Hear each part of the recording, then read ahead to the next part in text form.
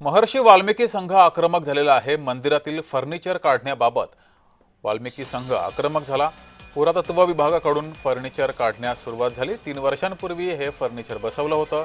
लाखोंचा खर्च यासाठी झाला होता. महर्षी वाल्मिकी संघाकडून असे अनेक प्रश्न उपस्थित केले गेलेत. इतका खर्च होऊनही लगेच हे फर्निचर का काढलं गेलं असे सवाल उपस्थित केले गेलेत.